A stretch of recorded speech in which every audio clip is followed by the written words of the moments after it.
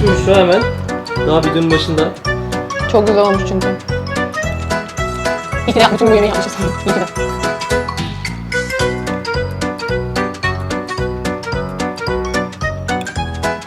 Gerçekten çok güzel.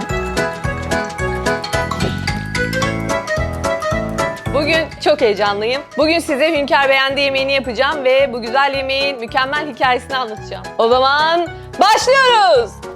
Az önce de dediğim gibi size bugün 1867 yılında Osmanlı Padişahı Sultan Abdülaziz ve Fransa İmparatoru 3. Napolyon'un eşi Kraliçe Eugenie arasındaki Aşk-ı Memnu'yu anlatacağım.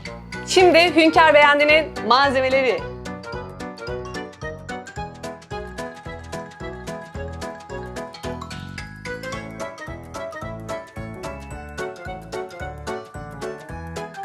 Öncelikle şunu belirtmek istiyorum. Ben patlıcanlarımı közlerken ikiye böleceğim. Çünkü ikiye bölünce daha kolay pişiyor.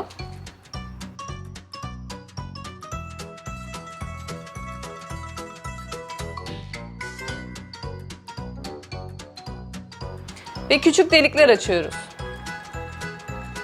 Patlıcanlarımızı 200 derece fırında 20 dakika pişireceğiz. Patlıcanlarımız fırında pişerken aklıma Sultan Abdülaziz ile Kraliçe Eugenie arasındaki küllenmiş aşkın patlıcanın közlerine ne kadar benzediği geldi. Gerçekten bu yemek ile bu yasak aşk arasında inanılmaz bir bağ var. Osmanlı'da Sultan Abdülaziz dışında hiçbir padişahın sefer dışında yurt dışına çıkmadığını biliyor muydunuz? Yani bir padişah tahtında değilse seferde varsayılıyordu. Çok ilginç değil mi? Açıkçası bu bilgi bana çok ilginç geldi. Bu arada 20 dakika geçti ve patlıcanlarımız oldu. İyi soyulması için streç filme sarıp 15 dakika bekleteceğiz. Hikayemize başlayalım. Her şey Fransa İmparatoru 3. Napolyon'un sultanımızı Paris'te bulunan uluslararası bir sergiye çağırmasıyla başladı. Sultan Abdülaziz 3. Napolyon'un eşi İmparatoriçe Eugenie'yi gördüğü anda vurulmuş. Zaten Eugenie güzelliğiyle ve zekasıyla söz ettiriyormuş. Tabii Eugenie de sultanımıza vurulmuş.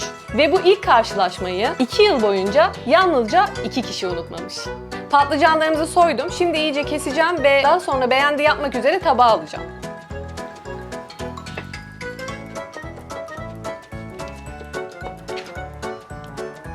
Şimdi beğendimizin üzerine koymak için et yapacağız. 3 yemek kaşığı kızdırdığımız zeytinyağının içine 2 tane doğranmış soğan ve 4 diş doğranmış sarımsak ekliyoruz. Soğanlar pembeleşinceye kadar kavuruyoruz.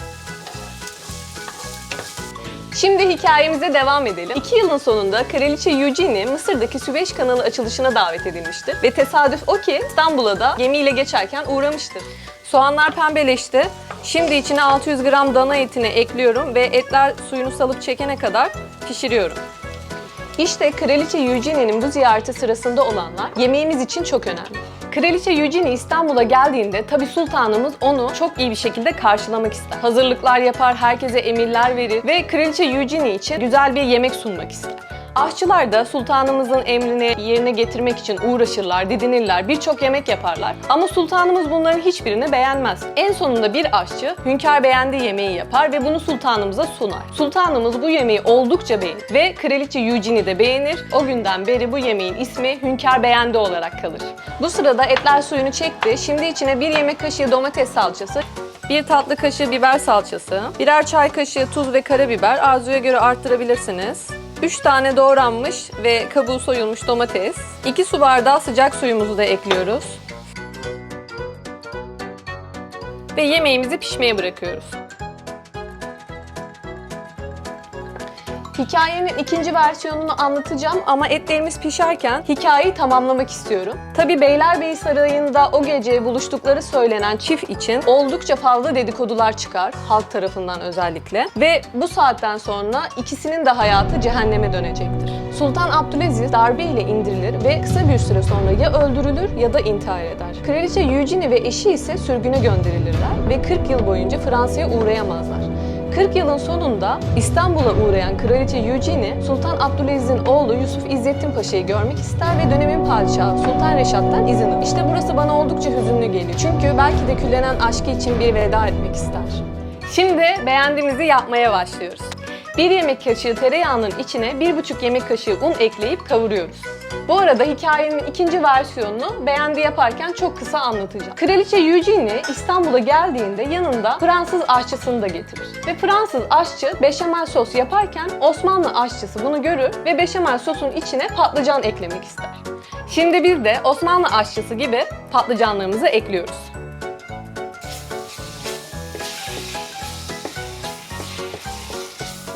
Bir buçuk su bardağı sütümüzü azar azar ekliyoruz ve karıştırıyoruz. Şimdi birer çay kaşığı tuz ve karabiberimizi ekliyoruz. Yarım su bardağından biraz fazla kaşar rendesini ekledim ve karıştırıyorum. 2-3 dakika daha karıştırıp ocaktan alacağım. Osmanlı aşçısı bu karışımı Osmanlı padişahlarının çok sevdiği etle sunmak ister. Nasıl? Bir dakika. Mis, kaşıklar arkasında yuvala oldu. Şimdi de etimizi koyuyoruz. Hünkârımız beğendiyse yemeğimiz hazır ve tadıma geçiyoruz. Şimdi hikayesi muhteşem olan yaptığımız Hünkâr Beğendi'nin tadına bakacağız.